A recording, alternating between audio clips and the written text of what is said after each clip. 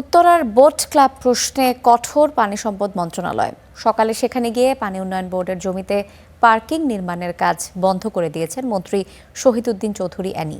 তিনি আরও জানিয়েছেন, ঈদের পর সারা দেশে দখল হওয়া সরকারি জমি উদ্ধারে মাঠে নামছে সরকার। রাজধানীর দিয়াবাড়ির বোট ক্লাব নানা সময়ে আলোচিত নানা ঘটনায়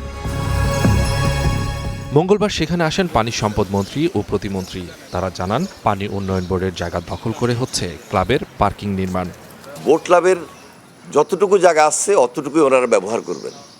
পানি উন্নয়ন বোর্ডের যে জায়গাটা আছে সেই জায়গাটা নিয়ে ওনারা এখন কোনো কার্যক্রম যাবেন না। যতটুকু করছেন এটা নিয়ে আমরা একটা মন্ত্রণালয়ের সঙ্গে ওনাদের সঙ্গে বৈঠক হবে। বৈঠক হওয়ার পর সেখানে আমরা টোটাল আলোচনার প্রেক্ষিতে সিদ্ধান্তটুকু জানিয়ে দিব যে ওনারা এই জায়গার উপকারভোগী হবেন কিনা। তাই এলো ইনোভার, যেন আপনি লাইফে থাকেন রেডি প্রতিদিন। Innova, designed for now. তবে বোট ক্লাব কর্তৃপক্ষ বলছে, এই জায়গা ব্যবহারের লিখিত আবেদন করেছেন তারা, তবে এখনো মেলেনি অনুমতি।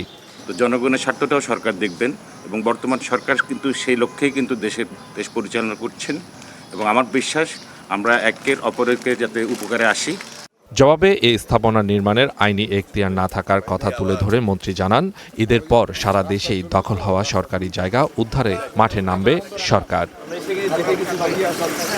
Suman Mahmud, Star News, Dhaka.